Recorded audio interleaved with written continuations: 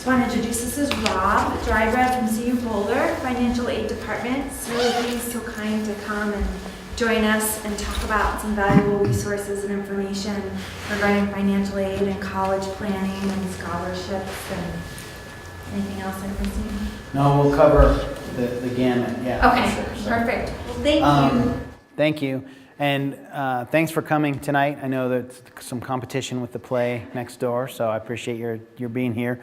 As I mentioned briefly a minute ago, kind of talk about financial aid and the process and just paying for college in general, not necessarily college at CU Boulder specifically, but just things to think about when you're looking into colleges and what, things to compare and making some decisions about paying for school and where to go to school. So you can bring this back to your students, of course, and share it with them that they will go in-state because it's cheaper. No, I'm just kidding. Anyway, so we'll go ahead and just launch right into it. So beginning the journey, as you guys are probably familiar with, applications for admission are things that need to be happening sometime soon. Scholarship applications, our application due date is March 1st. So the institutional scholarship application, it opens December 1st, closes March 1st. Talk a little bit more about that here in a little bit with some other scholarship information. And then the FAFSA, the free application for federal student aid. We have a priority date of March 1st also. So we kind of want people's FAFSAs in addition to their scholarship application. I always kind of recommend filling out a FAFSA because it can't hurt. Number one, it's free and it takes about 15 minutes and it's, it's kind of easy to do if you just kind of follow the instructions. But it gives the financial aid office and you guys as families and when you're at home making decisions about money and stuff, it gives you a baseline of where to start. So even if you're not going to qualify for a Pell Grant, let's say, if you're qualifying for some work study or loans or that kind of stuff, it's always good to know in doing a FAFSA. And it helps me as a financial aid counselor, even 2 or 3 years down the road, students are out of the dorms and they're living off campus and they come in and have questions about maybe borrowing a student loan to cover summer school or whatever. It's helpful for me as a financial aid professional, if there's a FAFSA on file I can relate to, even if it was from last year, giving students a ballpark of how financial aid might work for them this year. So again, doing the homework, studentaid.ed.gov is the Department of Education's website that really helps kids look at college. What is college? Why is it important? Now I know your students are getting a lot of information here at Shining Mountain that's going to be really helpful and kind of guide them, but that's this website. This website's also really good for freshmen and sophomores in high school because it kind of talks about college sort of in a more broad general scope. Define what's important to you and your students. Why are they going to go to where they're going to go to school? Do they have a major picked out? Do they have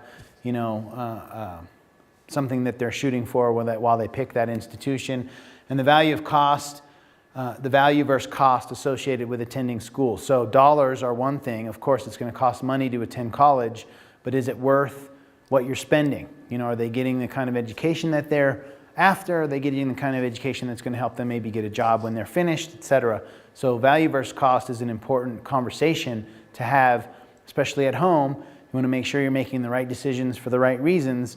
And we'll talk a little bit more in a minute about cost of attendance and out-of-state tuition and stuff like that. And in my job, I see a lot of students. Unfortunately, the families come in and see me when they're here for orientation.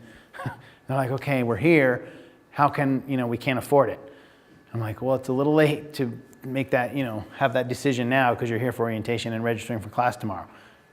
So anyway, so value versus cost is important.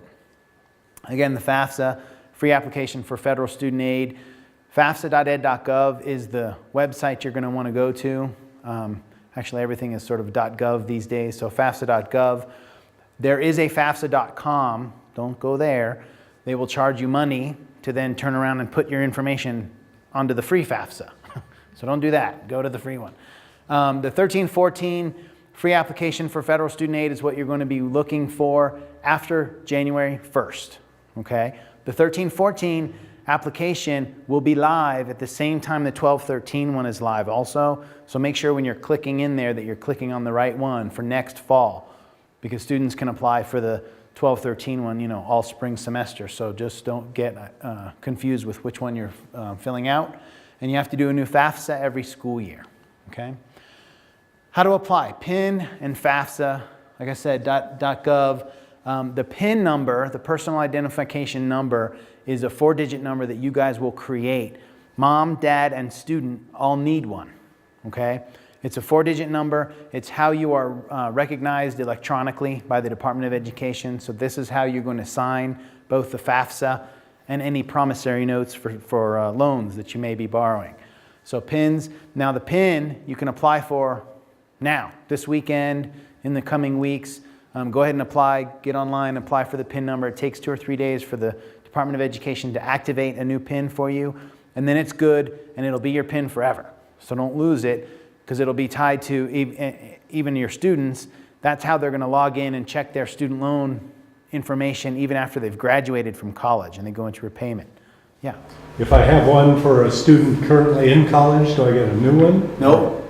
Perfect. If you have one for a student that's already here or already in college, you don't need a new one for a different student because it's tied to your specific date of birth and social security number. Yeah, good question. And to piggyback on that question, if you yourself are going to school, you're still going to have the same. Yeah, if you yourself are going to college also, you're still going to have that same PIN number. Yep, exactly correct. So these will get you started. This is what the FAFSA looks like. The FAFSA homepage looks, it's kind of squished because it's a huge, there's a lot of stuff going on there. But what I want to point out is, so you start your new FAFSA here, but I also want to point out in the bottom corner down here, if you're thinking about college or you want to try a FAFSA out this weekend, let's say, and just see kind of what your EFC might be, expected family contribution, what kind of aid you might qualify for, the FAFSA forecaster is going to be super helpful because you can do a kind of a test FAFSA right now and get an idea of what your expected family contribution will be for next year. All things, assuming all things are sort of equal from calendar year 12 or calendar year 11 to calendar year 12. So what's going to be asked on the FAFSA? Just really general information, biographical information, what school you want to send the FAFSA data to, parent and student 2012 tax information, untaxed income and assets will also be asked about. Some tips to filling out the FAFSA. So FAFSA, people think it's just this daunting, sort of overwhelming thing. And if you sort of take your time and you allow yourself a good 20 minutes or so, 30 minutes or so to just kind of sit there and read through the questions, it's pretty straightforward. The first one is estimate tax information. So we talked a minute ago about scholarship deadline being March 1st. Well, if you're not going to file your taxes until April, obviously they're not done yet, so you can fill out a FAFSA with estimated tax information.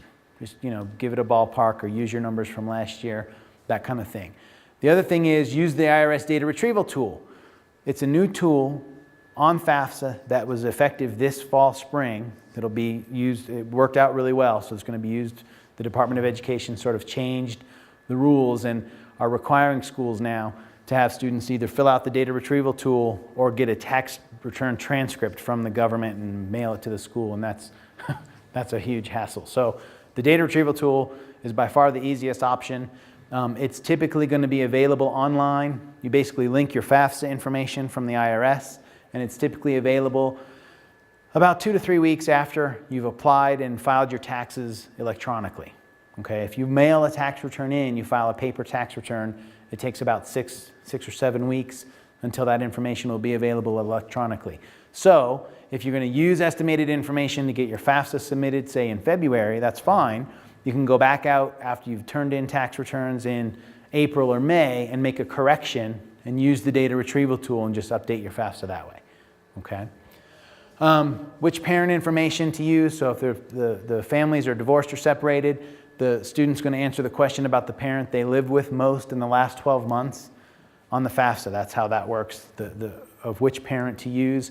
If parents are divorced and the student is living, let's say, with dad and dad is remarried, the new spouse's income information is accountable on the FAFSA. Even though that person, that new spouse, may or may not have adopted the student or anything like that, they still count on the FAFSA. Yes. And does it have nothing to do with who of the divorced parents claims the child on their tax return? The question is, does it matter who claims them on a tax return? And the answer is no, it doesn't matter. The question on the FAFSA is very specifically, if your parents are divorced or separated, answer the question about the parents you lived with most in the last 12 months. Yeah, good question. And then the expected family contribution is EFC. It's what we use. It's the jargon, the jargony term. We have acronyms for everything. Expected family contribution is the index number that is generated by the FAFSA that schools are using to determine amounts of money and types of money. Okay? So the EFC number is what's driving eligibility for everything. The lower the EFC, typically the more money the student's going to be eligible for. So someone with a 0 EFC is going to be eligible for the maximum levels of grants from the Pell Grant and the state and the school and stuff like that. Okay, what you're applying for. When you do a financial aid application and you submit it to the school, you're looking for help to pay for college, and there's kind of two broad categories. There's the self-help aid, which is the biggest, unfortunately, of course, the biggest category because it includes the student loans. And there's the gift aid. So the gift aid is money that's free, doesn't have to be repaid anywhere ever. That's going to be your scholarships and your grants. The self-help aid includes work study and loans. Okay?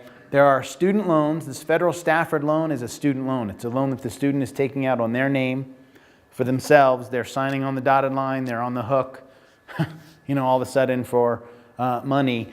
The sort of one of the drawbacks to the federal Stafford loan is the freshman year, the maximum students are eligible for is $5,500 per year. So as we'll see in a minute, it's not the hugest dent to the full bill that may be coming from the school. So that's where the Parent Plus loans come in. Parent Plus loans would be money that the parents are borrowing. It's their debt, but it's on behalf of the student, but it's the parent's loan, technically, even though it's being borrowed for educational purposes. That's something to keep in mind. The other thing then is finally private student loans or private parent loans. Those are going to be just basic alternatives, private student loans through private lenders, Citibank, Wells Fargo, Sallie Mae, Elevations Credit Union even has one now. So those are options to look into, okay?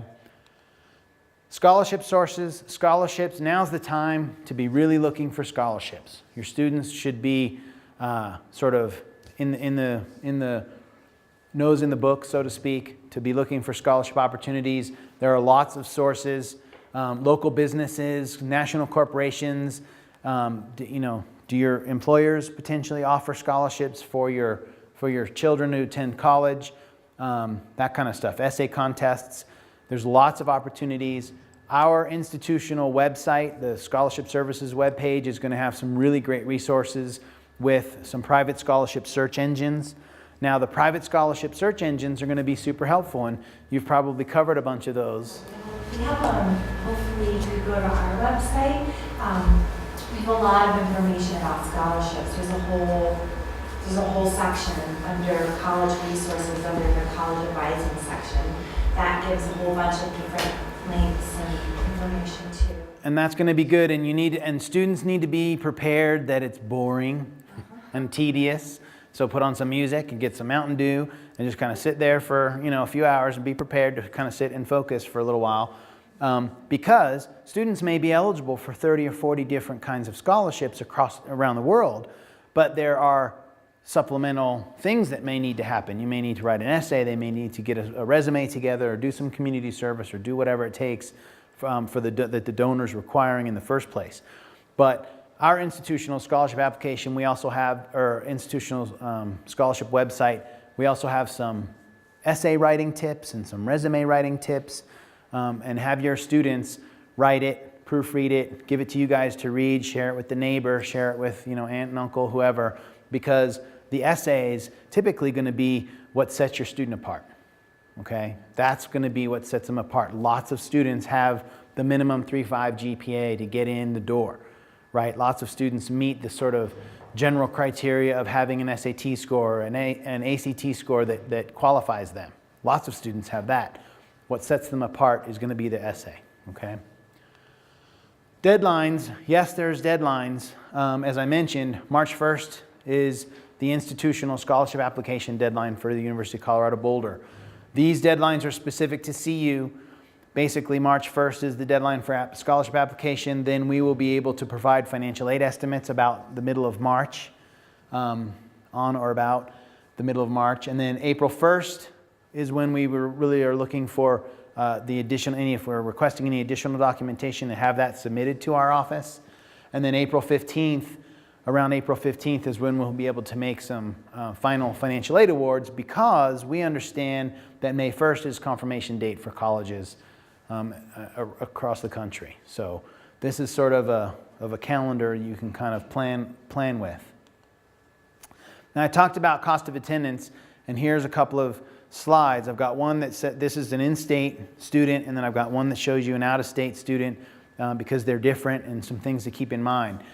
The first thing to keep in mind is cost of attendance is comprised of all of these factors here. The categories on your left here are provided to every school in America by the Department of Ed. Okay, so everybody is coming up with, when they say cost of attendance, everyone's using this. What changes is obviously the numbers inside. The numbers in the cost of attendance at CU Boulder are being provided to us by the state of Colorado and our Board of Regents, as far as setting tuition rates and things like that. Now, some of these things, I've got another slide in a minute, but the top two things are going to be more what we consider direct costs, right? That's what the school's going to charge the students to attend each semester. The stuff down at the bottom can be sort of indirect costs, can be sort of things that can be mitigated. So for example, a common one is medical, right? You have to have health insurance to attend CU Boulder. It's a pretty common requirement across the board. But if your student is covered under your health insurance already, you can waive out of the health insurance at school, for example. So that saves, the $22.32 right off the top. So when you're looking and comparing colleges, it's really important that you're looking at like numbers. Okay, I know my cousin, his oldest son is a senior at East High School down in Denver, and was looking at a couple of different colleges, and we looked at a few different websites together, and some schools had tuition and fees and books. Some schools had tuition fees and room and board. So the different numbers on college websites there's not a sort of a standard that they have to adhere to. So just be cognizant that if some schools have cost of attendance, it doesn't cost $27,000 to come to CU Boulder. It costs more like $10,000 for tuition and fees. Okay, does that make sense? Now, here's the out-of-state numbers, which you can tell the biggest difference is going to be the tuition and fee number, and that's going to be the same at any, typically an out-of-state school. If your students are coming from Boulder and leaving to go to, Wisconsin or Wyoming or Florida or somewhere with a beach, right? They're tired of the mountains, they want a beach. But again, I talked about direct costs. So what you want to make sure you're paying attention to are what's the school going to charge, right? The bare minimum. It's also called the net price. And this is the net price. College expenses minus your gift aid is going to be your net price. But when we say college expenses, we're kind of talking about what's being charged from the school to the families, to the students. And that's going to be tuition and fees at CU for the first year, tuition and fees in the dorms. Now the dorms, it's required, it's mandatory that students live on campus their first year. Well, if your students are going to live at home with you and just kind of commute to Boulder, that's fine, but they have to apply to waive out of the on-campus requirement. Okay, so keep that in mind.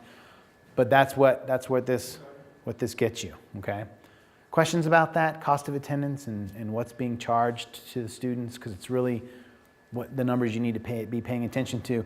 The only other number that's not on here that I kind of always recommend that students are prepared with some cash in their pocket, maybe work a summer job or something, but money for books. When they get to school, they have to buy books. There's lots of different book options. They can rent textbooks these days. You can buy them on Amazon. Chegg.com is a real popular book rental site.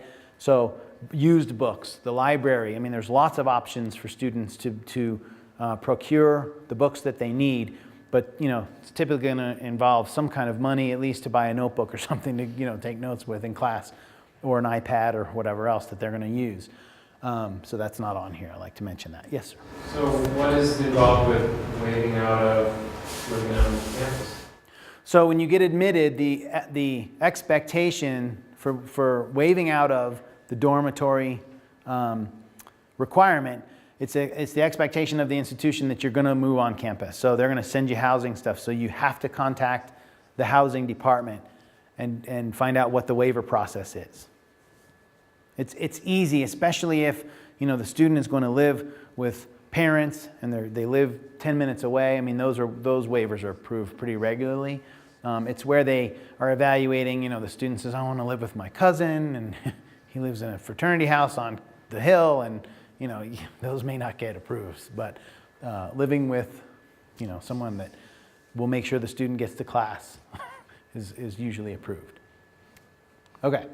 So again, the net price. Now, net price, I like this slide. This is a new slide for us because the net price calculator is a tool that the Department of Education is getting towards requiring schools have on their website, so that you can go to a school's website and figure out really how much is it going to cost. And this is a big push because we're trying to mitigate student loan debt. Everyone hears about, the students are saddled with loan debt when they graduate, and they're trying to find jobs that are good enough to pay their loans back. But the net price is something really important to understand how much the school is going to charge to actually attend.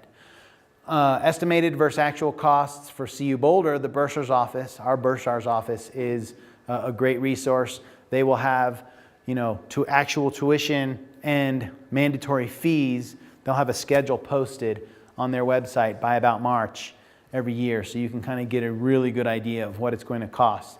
The only difference then between an actual bill and what you see estimated on any kind of website, or at CU Boulder anyway, but this is pretty common, are individual course fees. So as the students register for a chemistry class or a biology class or a film class or whatever, those individual classes may have course fees associated with them that are anywhere from $5 to $200 depending on the kind of class. So you just make sure those are not going to, you won't find those on a website as far as a bill estimator. So just keep that in mind as well. And then again, research other expenses. I kind of touched on that. The book expense, transportation, personal expenses. Just make sure, just tell them they can't ever do anything fun. They save another $1,200. It's really, really simple. Yes, sir. Just review again, college expenses, what's included in that category there on that equation? Sure, be happy to. So the reviewing of college expenses is going to be what's being charged by the school. So it's First two columns. correct. The direct expenses, it's the tuition and fees and the residence halls. And then the other thing to consider, if your students are looking and evaluating schools out of Colorado, for example, let's say Florida or wherever, what are the costs going to be after they move out of the dorms as well? I mean, that's something to consider. So, students that come to Boulder from out of state, for example, or even from Denver, the cost of rent and stuff on the hill is going to be way more expensive than something, sort of down the hill. So keep that in mind too. But some students are, I'm going to live at some kind of college corner, like right across the street from the campus. Well, for $1,200 a month, sure. But if they're not prepared for that, if that, that's not sort of in your budget expectation of a college student's rent, they can share a room and spend $200 a month somewhere else, right? That's something to consider. So make sure that as part of the conversation about college and what's important and where they're going to go to school, kind of keep that in mind too. Okay, so a couple of take-home messages. Considering the costs now, obviously, planning ahead, summer jobs, that kind of stuff. Applying for scholarships early is going to be very important because I got an email from a scholarship resource that had a deadline date of November 1st for next fall. And students they get into this mindset of they're focused on their senior year, they've got kind of sports and prom and graduation, and then they think, okay, I've got all summer to look for scholarships. And by the summertime, the deadlines are passed. It's really too late for a lot of things. So applying for scholarships early is really critical. That's why I really like, I was saying I like this time of year because I really like the fall break time period. You know, students have a little bit of downtime right after maybe midterms or whatever, and they can kind of focus on some of the scholarship searching now while they're not in having to worry about so many school assignments. Complete the FAFSA. Even if you're not sure about your plans, you can send it to as many schools as you'd like, and it's free.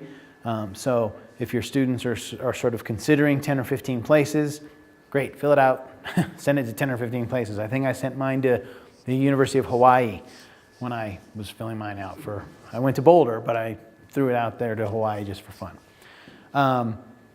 We're happy to help with questions as I'm here tonight, of course, but this is our phone number and our website. You can certainly go there and send us an email or call us, and we are happy to help with questions about financial aid in general. Yoan has my contact information on my email, so you can certainly send me an email. I'd be happy to help, answer questions, because we're just excited to help students go to college. Not necessarily, I mean, we'd love them to come to CU Boulder, of course, but just, questions about financial aid in college is just really what we're here for.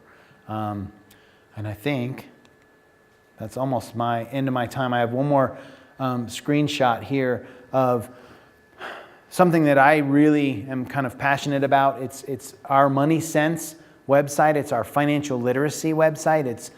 We put this together with the bursar's office now maintains this website, but it's something that it's a budgeting website. It has a lot of resources and tools. We talk about events. There's a financial literacy week where we have events all week long in the UMC on campus, but tools as far as budgeting, because students, oftentimes, as I'm sure you guys might remember, when you're a senior in college, you finally figure out you need to budget. But you should have budgeted, I should have budgeted my freshman year, but I didn't realize I even needed to budget my freshman year. And so it's important. And resources, there's the credit bureau stuff. I mean, all that kind of financial planning is going to be out here on this website for students. It's really geared towards, there's a blog out here, there's different, tips from CU students. And then this Education Sense reward program, it's the the state of Colorado's financial literacy site. Education Sense is going to be offering even scholarships to students, but it's a great, you kind of go out there and the students answer a battery of questions to establish a profile, and there's, I think, 5 or 6 modules then that they can complete on credit, saving and investing, the psychology of money. They really do a good job of breaking out that decisions about spending money are emotional as well as intellectual, right? So if your friends are all going out this weekend, but you can't really afford to, you might put it on a credit card because you can't miss it, that kind of thing. And so students are want to kind of think that way and be with their friends, that kind of thing. So definitely something to take advantage of whether they come to CU Boulder or not. But that's kind of my time in a very fast nutshell. Any questions about things I covered? Yeah. Could you go back to that page on dates and the sequence? Perfect. I'm just wondering about how the in the process works. They find out they're accepted to one school or more. Then they're figuring out if they have financial aid at any of those, and then they pick a school and then complete that process. Correct. I mean, so the students are going to apply for college admission now-ish, December-ish. I know CU Boulder, and we're making decisions here in December. We're already making early confirmation or early admission decisions, December and January. So lots of schools are following suit there.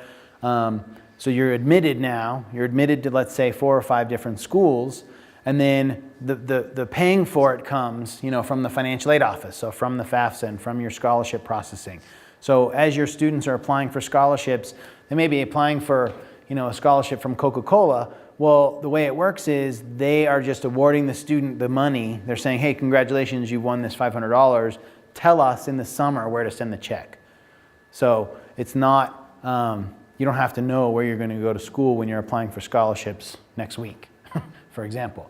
But yeah, so this is, for CU Boulder and for most schools, we are providing a financial aid estimate about the middle of March, and it's called a planning letter. And it's something that we say, hey, based on this initial FAFSA, the initial FAFSA results that we have on file for you, this is the kind of financial aid package you can expect from CU Boulder.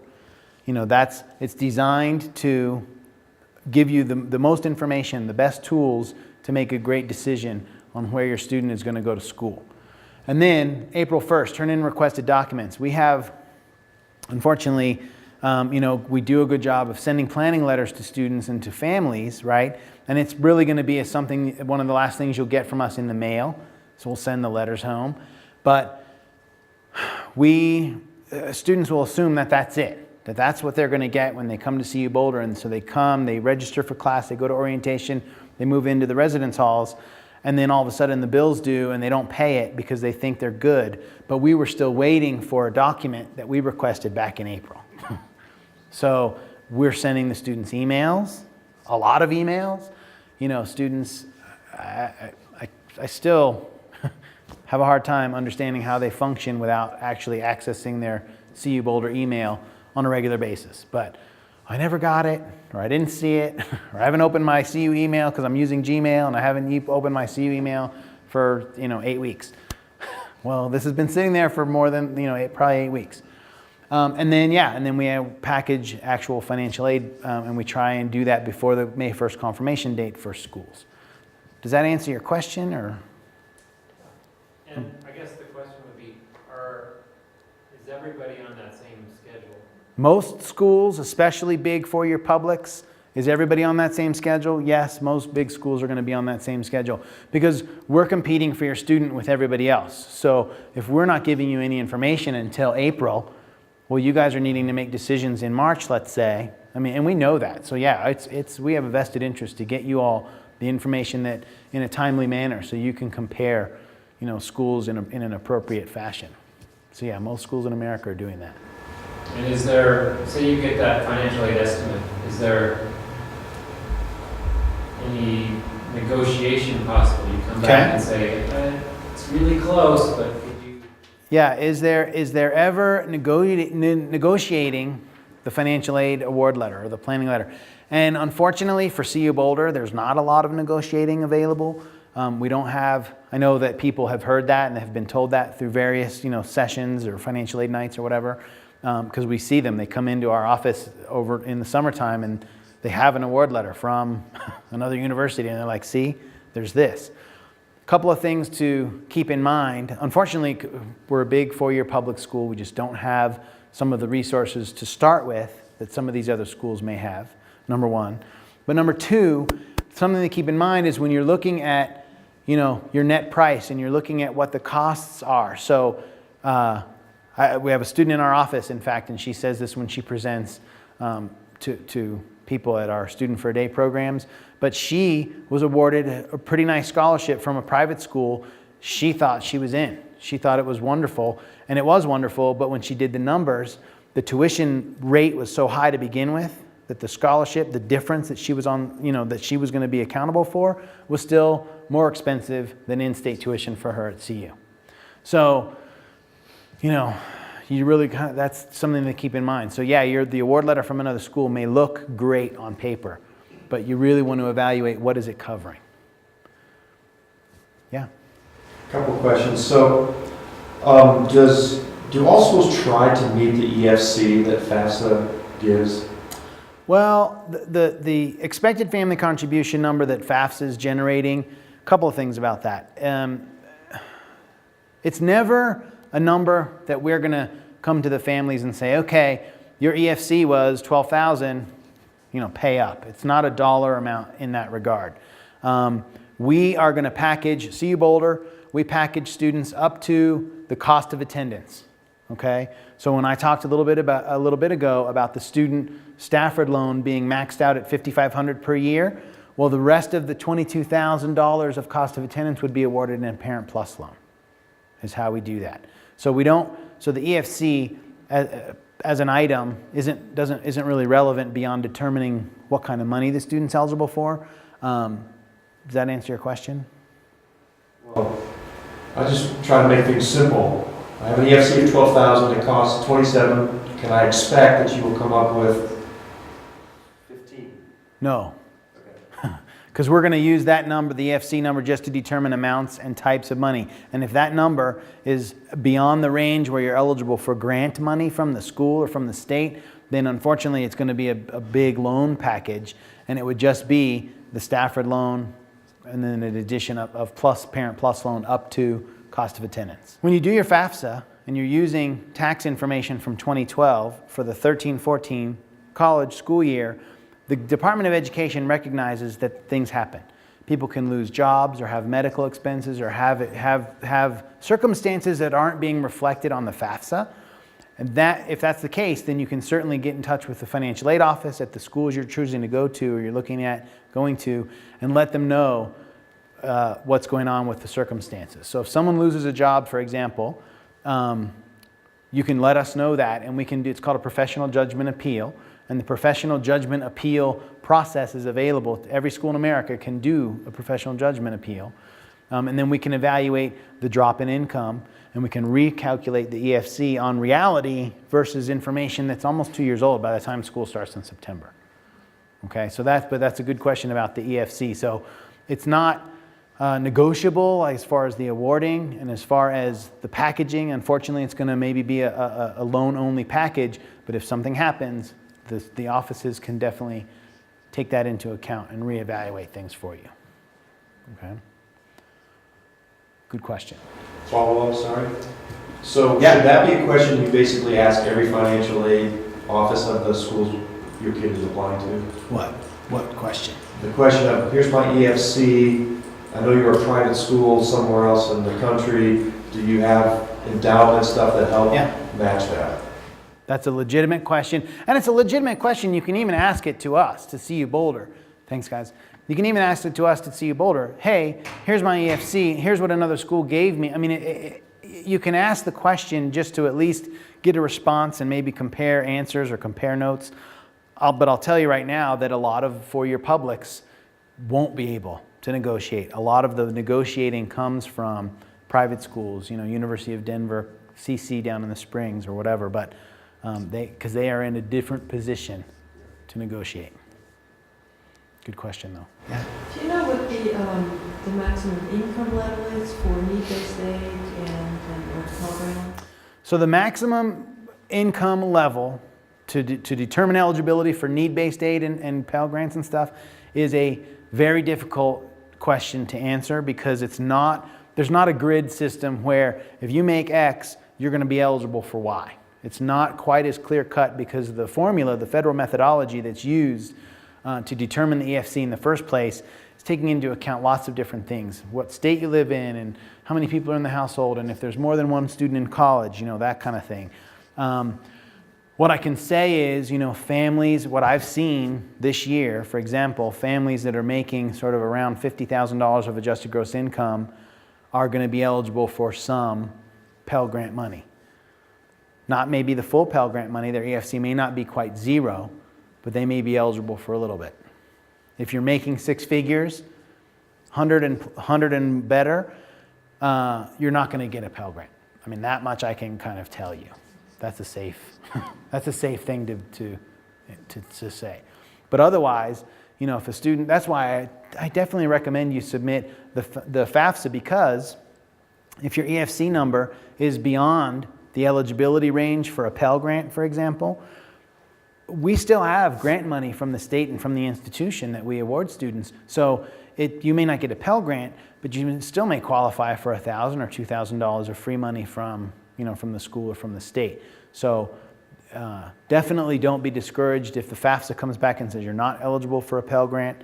But as you can see here with the cost of attendance numbers, if your expected family contribution number comes back and it's around the cost of attendance number, if it's around 27,000 or higher, then yeah, you're not going to be eligible for really any kind of grant money or need-based aid for sure. Okay. Yeah.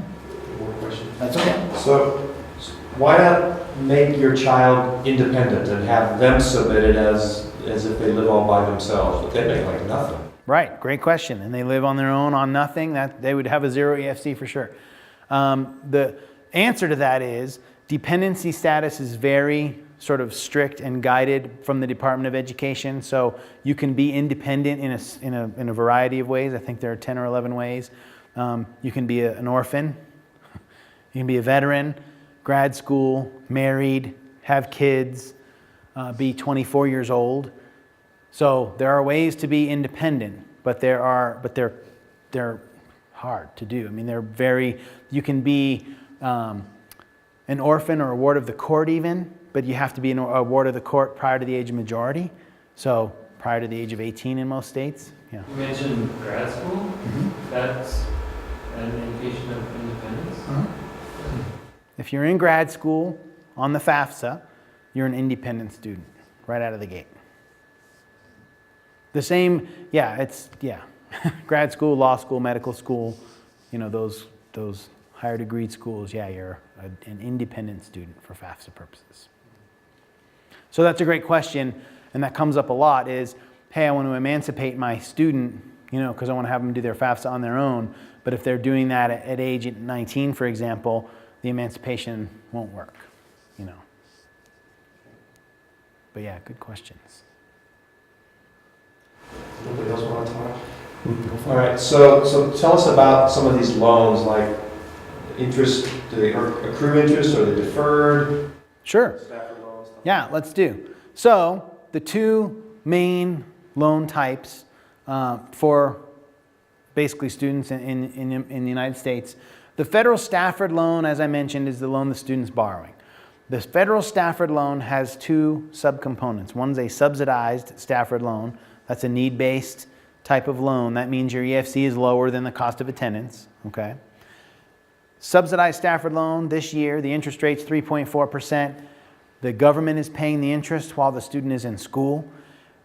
And it's designed to not go into repayment until 6 months after graduation or the student drops below half-time.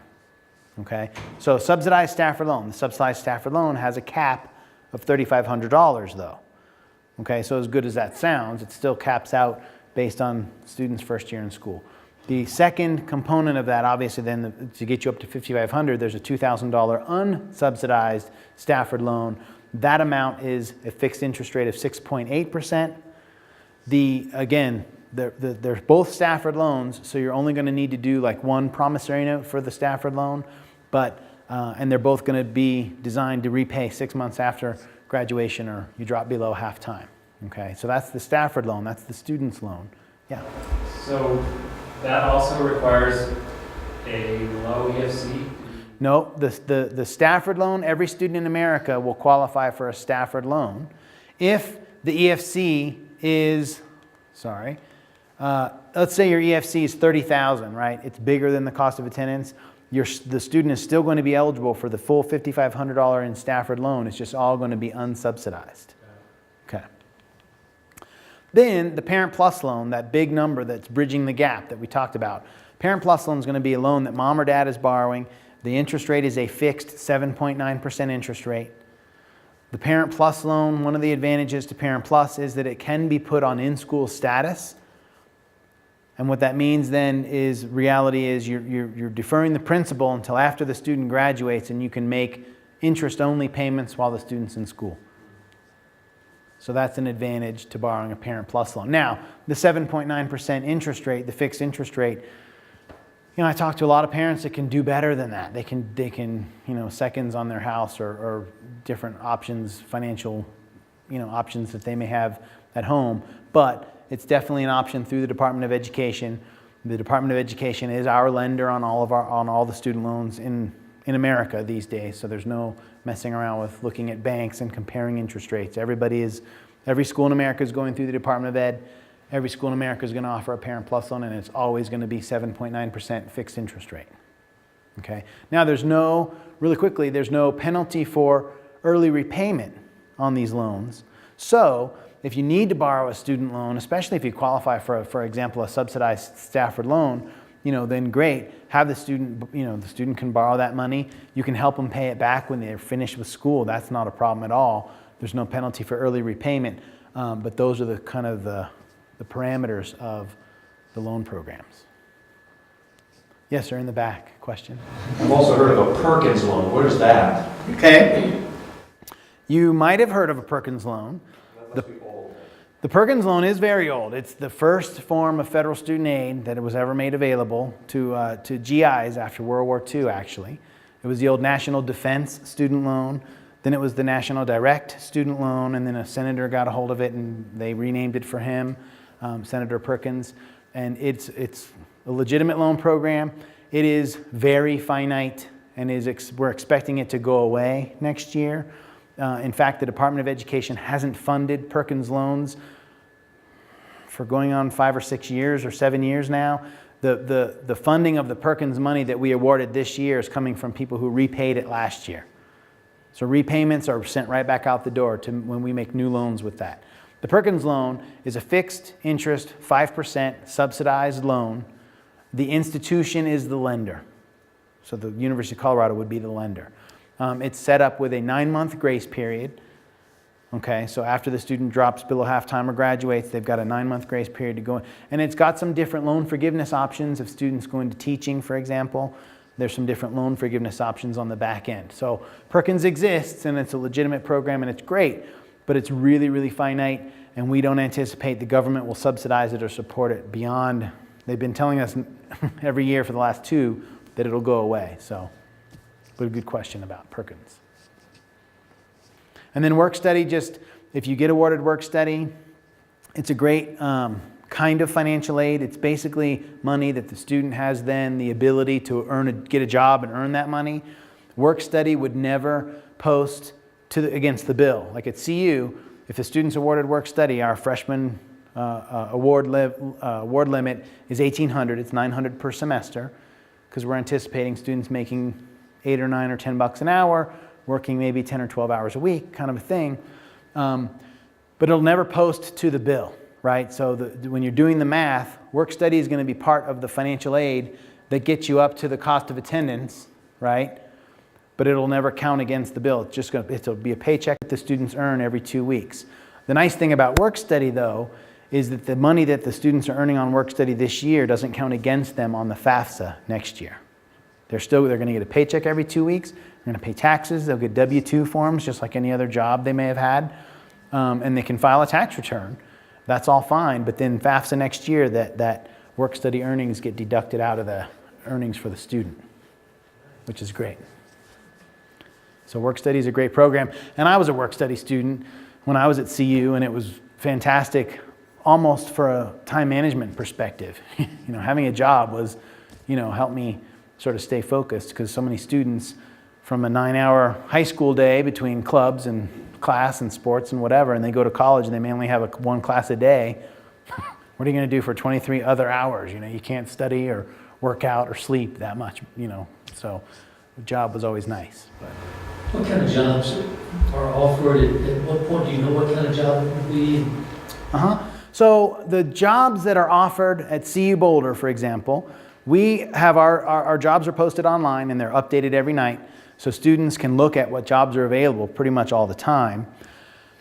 It depends on, the postings really start coming in towards the end of July for that fall, right? So departments and professors and offices and agencies around campus, the rec center, the library, stuff like that, they don't really know what their needs are as far as staffing until kind of that late.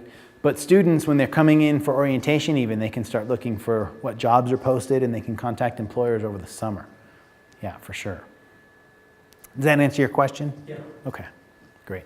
Yeah. Can you talk a little bit about some of the loan forgiveness programs that are out there? I know there's there's one Teach America. Well, so the loan forgiveness programs are kind of varied. One of the big ones is the Public Service Loan Forgiveness Program that just went into effect a couple of years ago. It's designed to, if you're working full-time in a public sector for local, state government, 501c3 kind of a thing, and making payments on qualifying debt, which would be the student loans, or if you're in grad school, the Graduate Plus loan, and you make payment 120 payments, the remaining debt is forgiven. So the Public Service Loan Forgiveness Program is really there, and it's fantastic. yeah, there's some different teacher forgiveness programs depending on what you teach and where you teach. So, and we would have exit counseling sessions that we can help students with, you know, as they're graduating. We do exit counseling sessions, for example, for our law school specifically every fall or every spring, because, you know, we know just they're graduating with a lot of debt and they are trying to make decisions on what to do and how to repay things. So exit counseling is big for us the senior year, you know, and beyond. So, but there are definitely programs to help students repay. Pardon? Yeah, there's a bunch, and they're on the Department of Education's website as far as the different parameters and specifics for what students would qualify for which ones and what kind of debt. So like some that have the, you know, Perkins loan forgiveness, and some would be involving the Stafford loans. Yeah, there's definitely options. So, sure. Yes, sir. What is this asset protection allowance when figuring the EFC? It's, well, the In other asset. words, I understand that retirement savings are excluded, Right. but what else? So qualified retirement vehicles are excluded. But the asset protection allowance is based on the age of the older parent, and it's a percentage of the disposable income, the discretionary income rather, that is protected, because the Department of Ed's formula recognizes that as people age, they're going to need more money for retirement and stuff sooner. So the age of the older parent triggers how much is being protected. So if mom and dad are in their 40s, their asset protection allowance is going to be way smaller than if mom and dad are in, you know, their late 50s, for example. But that's a good question, and that's part of the federal methodology. That's a great question. And that's just one thing that figures into the calculation. And that's something that figures into the whole calculation for that determines the EFC in the first place. Yep, absolutely.